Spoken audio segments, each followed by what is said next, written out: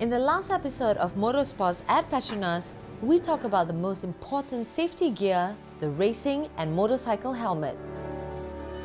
Ever wonder what happens during a practice session in Motorcycle Grand Prix? I'll be talking to Hafiz Sharin and team principal Barry Leong on exactly that. This is Hafiz Sharin's territory. Not only you get to see Malaysia's favourite Moto2 rider go head-to-head with other Moto2 elite right here at Sepang International Circuit, I'll also be talking to Team Petronas Raceline Malaysia on what happens during a practice session. So stick around. I'm Julie Woon and this is Motorsports at Petronas.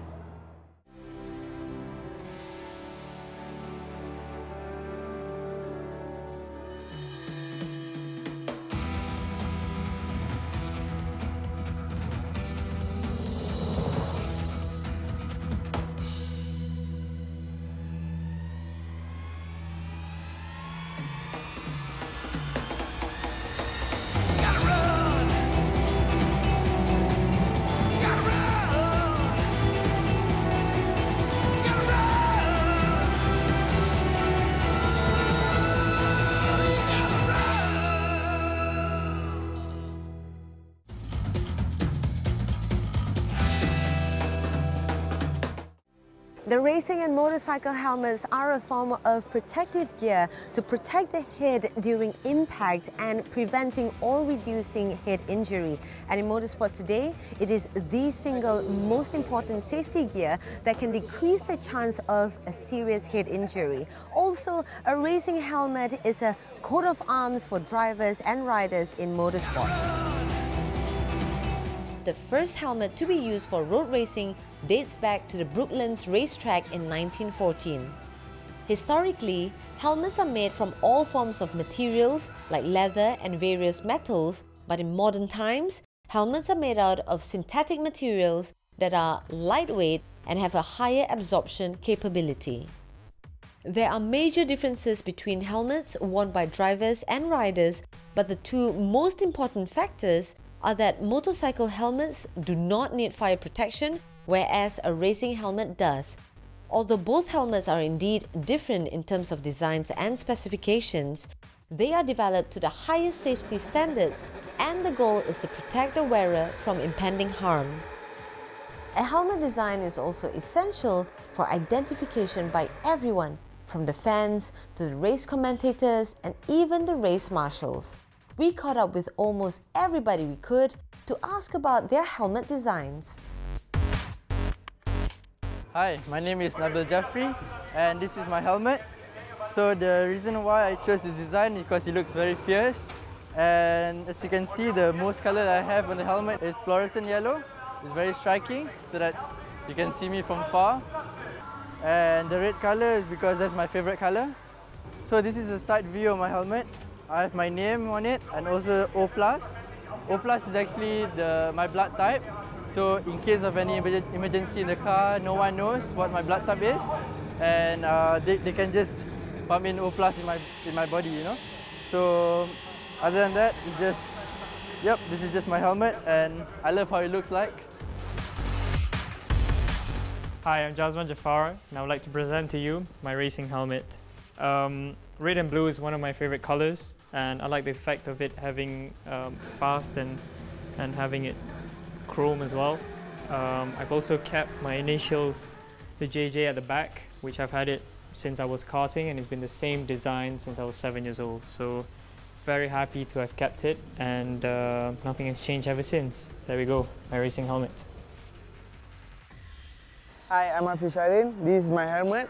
And then I choose this design because this design more, I think, like a fighting rider. And also I used in the 2 years before. And then before I have many design, but actually I try to choose which one is the best. And then now I choose this one because this one different than the other rider. This chrome, because I like chrome. And then have a little bit green, and then also this our Malaysian flag, our country. That's why I like this design. And then I have a fish logo here. My mechanic give me from 2 years ago. He say you fast in the rain, and then your name is called fish, easy to call fish, and then near to fish, and that's why he called in the pescado in the Spain language. Then from now I start to use pescado, and simple but nice. I think for me it's the best one. A quick stopover in Germany, and Darren managed a little chat with the Mercedes drivers in the DTM to ask them about their helmets. Okay, I want to ask you something a little bit more personal. Okay. Well, close to your heart, but you wear it on your head a little bit more. It's your helmet. If we could have it, right here. Thank you. Yes, here it is. So it's very bright. Yeah, it is, and I wanted to ask you about that because a lot of drivers, they have their own touch to the design. Yeah. You know, what does this design, what does your helmet mean to you? What does it represent? So yeah, I mean, as you say, people have influence in designs. I mean, I do a lot of it myself, the design. So I work with a guy called Arch Rotondo in Canada, actually, and we have various emails. We start about 6 months in advance, emails backwards and forwards about ideas we can do with the helmet, how to change it, and the basic colours have been similar. I always had this large red part which stands out a lot. You know, in karting, when you were karting in formulas, you see the helmet a lot. So for guys to pick you out on the circuit, it's good to have something distinctive. So I've always had this red. Obviously being quite patriotic, I have the Union Jack on the back here, so big Union Jack on the back. And yeah, over the years we changed the design at the front, changed bits, but fundamentally it's been very similar design for a long time. And I think for me that's important because it's very much your identity. You know, the drivers, some drivers change their helmet design every week and you never know who it is, but some drivers have the same one all the time. If you look at the iconic people like Ayrton Senna, everybody knows who Ayrton Senna is by their helmet, you know. So I try and keep it quite similar to year, so as people can recognise who I am. But for this year, for this helmet especially, we added this part at the top with the stripes, which follows the design from the Union Jack from the back. So because the top of the helmet is quite strange because it's quite hard to do something with sometimes. So I added this, which looked cool. Obviously, we had the mandatory Mercedes star on the front and the Petronas on the side as well. But yeah, so apart from the sponsor stickers, so everything is open, so you can do whatever you want. So it's quite difficult to be creative. It takes a long time, you know. So fundamentally, all it does is protect our head, but you know. Personally. But I mean, there's so much more aspects about it. I mean, it's your brand, it represents you, like you said, and I think it's superb. It stands out a lot. We're super excited. Yeah. Let's talk about your helmet here. It's a little bit different from other people's helmet. I see the matte design. Can you talk a little bit about your personal design and what you've put into your helmet as well? Yeah, for me it's something new, the matte design here in silver. I have this design since 2011, since I raced in Formula 3. Then in 2011 it was the same design but just normal grey, and then in 2012, when I was Formula 3 champion, I made this silver in mirror style, so it was very bright. And then I had that last year as well in DTM, and this year I decided to change to matte, you know, to try something different. And the rest, yeah, I mean, this red, yellow is kind of my country colors from Spain. I have my name here with my logo, and obviously the sponsors from the team, PETRONAS here on the side. Sometimes I painted a new helmet, like the one I have in Formula 1 right now. They tried to copy my last design and they did completely opposite, and I was really angry because I didn't like it, or I didn't feel that it was my design, you know? Yeah. I think it's very important that it represents you. That's why I think every driver puts their little aspect and their little design, a little bit of themselves into the helmet itself.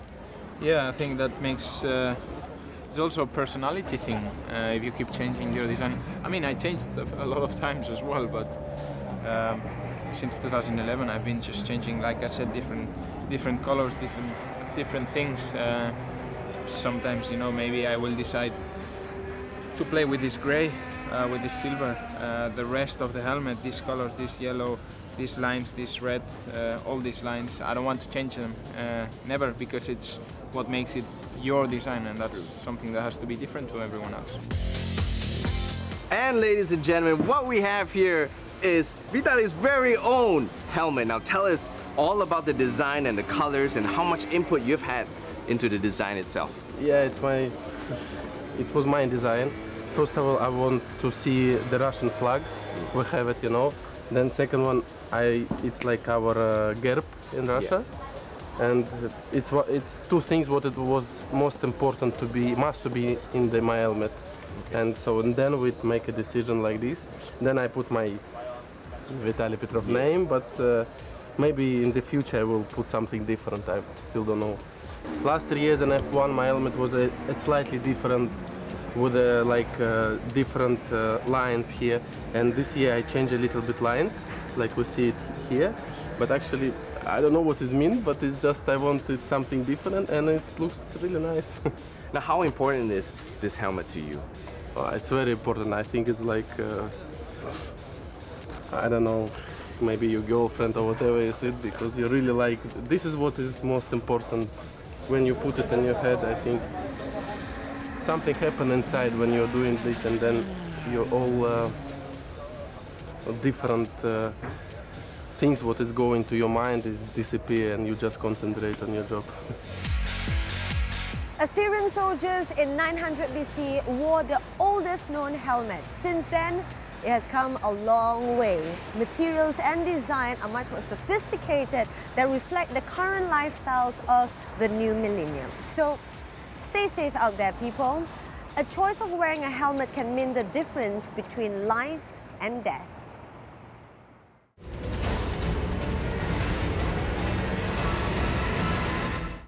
Hafiz Sharin is finally back in Sepang and riding in front of his home crowd. Malaysians have waited anxiously for this day, and as you can see from his legion of fans that are here today, they definitely want to see him go full gas at his home circuit. And I've also been told that he'll be showcasing a whole new set of liveries for his home race. His season in Moto2 will see him competing in 18 races and travelling to 13 countries. A total of 36 riders from 23 teams will compete with a 4-stroke 600cc engine supplied by a single supplier, Honda. A typical Grand Prix weekend takes place over 3 days, with the first 2 being for practice and qualifying, and race day being the third. Most of us have been following his career very closely, so it's good to finally have him competing on home soil where it all began. But did you know that teams and riders are only given 3 45-minute sessions to get it right before a 45-minute qualifying run? What I'll be doing is give you an update on Hafiz and his team to see how they utilize this precious time in preparation for race day. Hey Hafiz, it's good to have you back on home ground. How does it feel to be back and riding in front of your home crowd? First, I feel so proud because I can ride in the home track, and I hope we in the team can do the best and try give all what we have in the box, everything. I try to push in the limit, and yeah, I'm so happy to get racing in the Sepang. We're very happy to have you back as well. Yeah. So I need you to walk me through what's your schedule like for Grand Prix weekend. What time do you get into the pit garage, and once you settle in, what next? First, when want to start the session, we always 15 minutes before to finish off the MotoGP category. We already stay in the box to understand mechanic, he make what in the bike, and sometimes we can get some news from mechanic. Hey, we change this, maybe we can make a better for bike, and yeah, sometimes for more confident to stay early in the box and more focused, because if you 5 minutes before to finish the session and you come to the box. To rush. Yeah, to rush, and you cannot. And you panic, yeah. You have to be in the zone, in the box, basically. Okay, I'm gonna have a chat with Barry, so have fun in free practice. Okay, thank you. See ya. So what do you guys discuss during pre-session briefing? Well, the chief technician, or so-called data man, normally accumulates a plan for Hafiz. he probably gave a few pointers to Hafiz, what to do for the pre-session. And from there, he will probably accumulate some data information. And also sometimes in between that early session, he needs to do a few changes in the setup as well. Like for instance, the number of laps they has to go with extras, or a new tire, or a new gearing. So there are a few things that they need to do in the pre-session. I see. So that's all the discussion that's going on. Oh yeah. Interesting. Yeah. And Hafiz is actually going to follow the instructions, and then when he writes, the dataman will be able to pick up and collect the data so they can read and exactly study the whole thing for the next session. The Malaysian rider gets to the box fully kitted up and ready for the session to start in 15 minutes. He's settling down in his seat, and a pre-session briefing with data engineer Albert Floriak, team manager Valeriano Rodriguez, and team principal Barry Leong is about to take place. The crew gets a nod from Albert around 20 seconds before the clock strikes 10:55 and the tire warmers are off. Hafiz is walking over to his bike and is heading out for the start of the session. It's 11:05 a.m. and Hafiz pits for the first time. The first run, lasting 3 full laps, is completed and Hafiz brings the bike in. He's sitting down to give his feedback to Albert, who makes notes while Valeriano and Barry all listen in. Changes are made to the bike, if any, before heading back out 4 minutes after coming in. So Hafiz, what happens out there during your first run? I mean, what do you look out for? I look for the track, the surface of the track. Sometimes the track, first day, always slippery because he cleaned the track and little bit some dust in the so check the track and try to little bit also try to setting the bike and also try to understand new track. Okay. If I go like Brno, for me is new track for me, so I need to learn the track and understand which part bumping and which part need to, this we look for the first exit in the track. But here in Sepang should be no problem for you. You can even ride without for me, opening your eyes. no problem for the Sepang track because we already been here many times. Yeah. So we know which track little bit bumping. I see. So Barry, what happens after Hafiz's first run?